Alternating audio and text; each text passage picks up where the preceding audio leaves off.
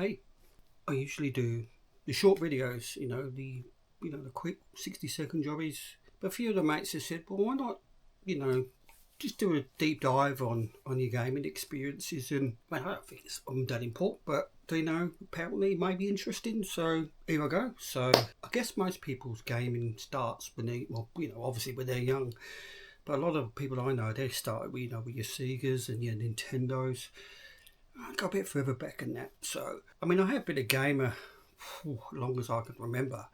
I mean, we used to go to I grew up in the UK, but we used to go to the seasides, Great Yarmouth, Clacton, mainly Hastings because we had wellies there. And they have like the piers, which we call the jetties, but the piers, they had lots of amusement type stuff, and they had arcades, and they had ballrooms, and they had cinemas sometimes, and lots of eating places. But the arcades, I'm talking about mid-70s, it was all mechanical stuff, and lots of pennies, slot machines. Now slot machines, anyone could use them. Even kids were using them, like one penny slot machines. There was no, I mean, it was fun because we didn't know any different. So the games, they were mechanical, but they were kind of still your shooting games, target games, but they were fun. And it can't, but I remember when we went to, I'm pretty sure this was Hastings. Now this is a long time ago, so it's late 70s ish. And I remember walking into the arcades, and I hear this sound. Now this, it was crazy.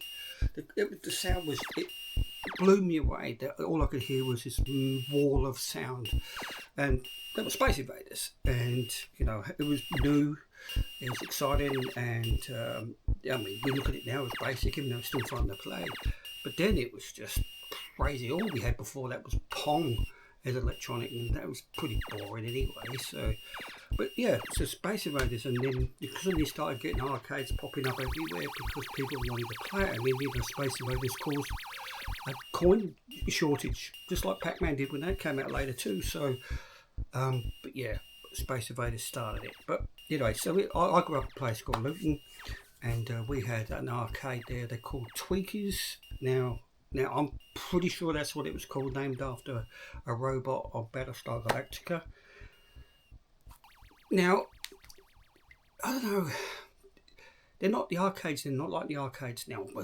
Shit, we don't even have arcades now, but they stunk of cigarettes and beer and a lot of bullies there. But it was amazing. You walked in there and there was your Space Invaders, your Galaxians, there was your Asteroids and your Defender, so on and so on. But I loved all of those games. Absolutely crap at Defender. Could not play Defender. It was just too fast. But yeah, Galaxians was my game, and then Moon Patrol. And a game called Moon Crester, put so much money into those. But I was so infatuated with these arcades. I used to sprint to get to them. When I saw them on the street, boom, sprint and got. So with the arcades, I mean, people were woke in those days too. They didn't want kids to have fun. So if you were hanging around arcades, you were the delinquents. You were the, you would.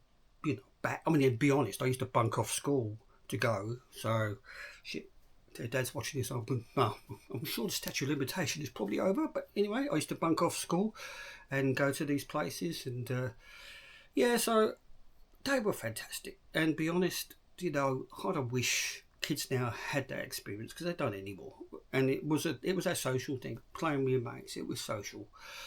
And, you had to, of course, you had to have money. So it made you earn your pocket money so you can go and play. So it was always good. So, and there was no consoles at that point. There was no, home machines. Now, when they did come out, they were called TV games. So when I mention TV games, I'm talking about consoles. Now, I did end up with a TV game, which was a Pong. Had 9 billion versions of Pong. Don't know how they managed to do that, but they did. Pretty boring, but it was all you had. It was all that's available. But I remember going into one of the big department stores in the main town of Luton, and there was a weird console or TV game, and it had these weird controllers.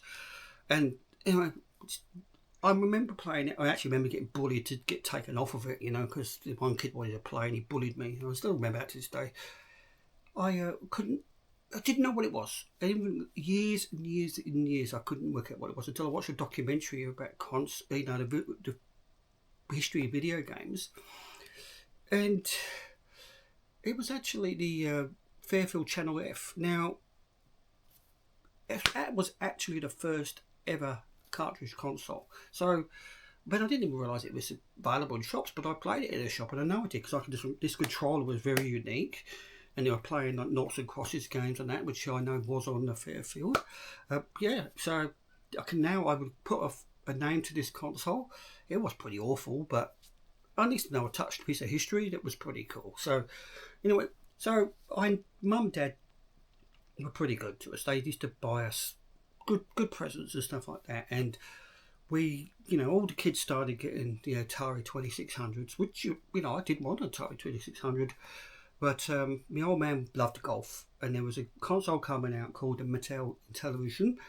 Now had a good decent golf game, and because of that, he put an order down for this console. So we were the first people in Luton to get one, because he knew a mate that was working at Dixon's, I think the name of the place was, where he got the console, and it was not cheap. Now, that is the Intellivision. That is actually my original. Don't know if it works anymore. I'm still trying to find it out. It's been repaired once before by, I don't know, the gamesman in Sydney. I think they were in Sydney years and years ago. Got that fixed. That's the Intellivision. Now, people say, the first console war was Nintendo versus Sega. No, it wasn't. It was Mattel Intellivision versus Atari. There was ads bagging each other in the TV. This was a way more advanced machine, but Atari put more money into getting the arcade ports, so they ended up winning the war. But this was a great machine. Hell, this thing even had, this could talk. It had 3D graphics. It had games like Dungeons and Dragons and stuff like that.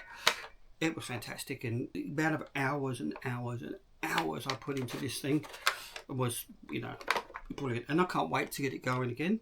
There is actually a new version just come out, ironically, made by Atari, called the Sprint, which is a newer version of it with built-in games, and you can actually run ROMs. That's going to be a purchase for me.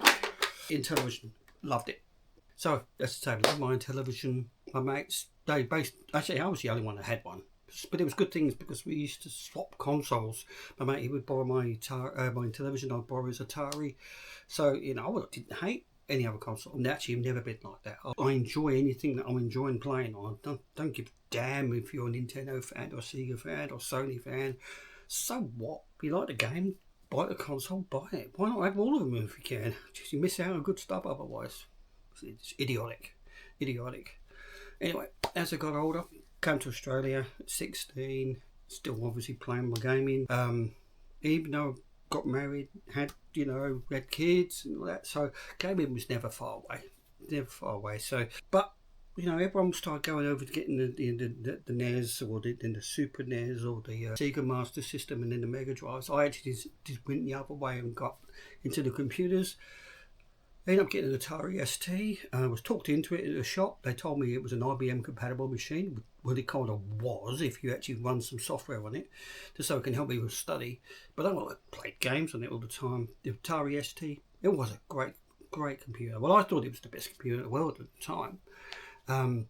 Got into piracy big time on the games. You could copy all the games.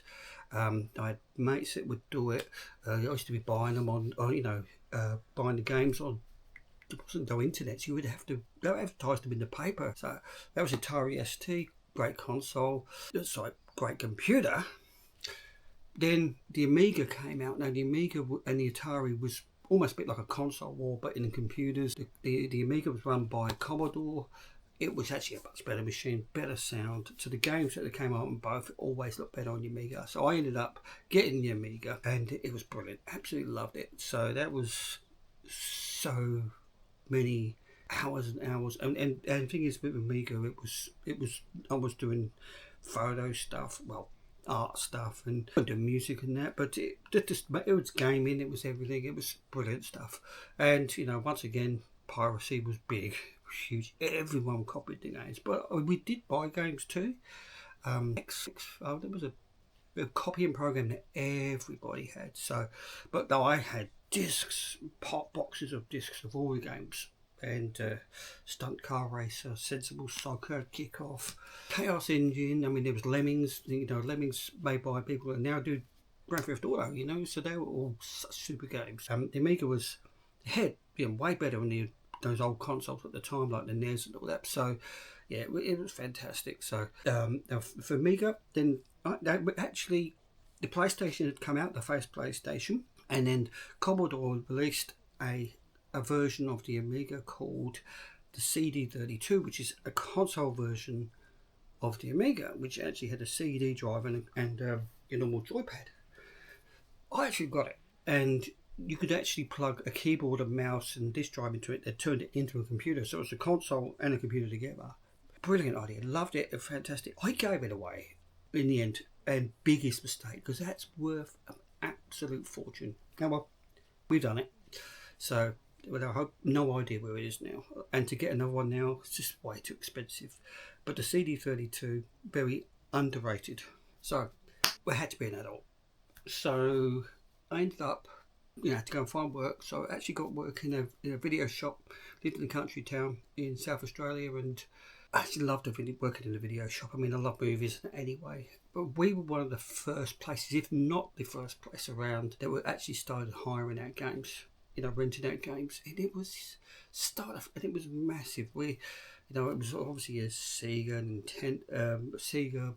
I'm sure it was Master System, but we had the Master System. Then went to Mega Drive, and then we went to the Saturn and the Saturn CD, and the whole, even the little cartridge from top of the Saturn, all the Nintendos, and then all the PlayStations. So, I was in my element. Movies, games, it was fantastic. I used to get all the movies to watch, and so it was awesome. We used to do bundles of gaming that consoles plus games, and that wasn't really a thing. Stores weren't doing that, but we were selling bundles and renting bundles, and it was going off. So that was actually my idea in the shop, and it used to work really well. Now, so I was there quite a few years, and they started cutting me hours down, and for reasons, and I walked into Harvey Norman, and they had a games area there, so I was, used to go and play games, and then they advertised for someone to, a salesperson, work in the games area, so I applied, and I went in for my interview with this Irish proprietor, funny guy, Man United supporter, but won't hold that against him. He was sitting there, and he put his eye, and he was sitting there like that, and he goes, "Why? I want someone to come in, and I need to passionate about games. I want someone who's going to demonstrate games, who can sell the games, and we'll set things up and may do competitions and this, that, and this and that." And I looked at him and I legit, and I said, "You got to pay someone to do that." And he went, "You got the job." So anyway, I was running the games department at Harvey Norman. Now, in those days, games departments in those stores like that were big. It's not like now, of course, where it's all online and stuff. But we had a huge part, so it was great, and ended up being the fact that it ended up being 4 stores in the city, and because I've been there the longest, I pretty well run doing all the merchandising for the whole state, and for the store, of course. It was great. And then, of course, I got really good friends with the PlayStation reps and the Nintendo reps and the Sega reps, and that's when they had reps. I used to get all the merchandise, T-shirts, the posters and lanyards, you name it, used to get it. And, I gave so much of that away. Actually, pretty well all of it away, which is disappointing now, because some of that stuff is worth a massive amount of money. Like some of those Xbox lanyards worth over $100 each, and I had heaps of them.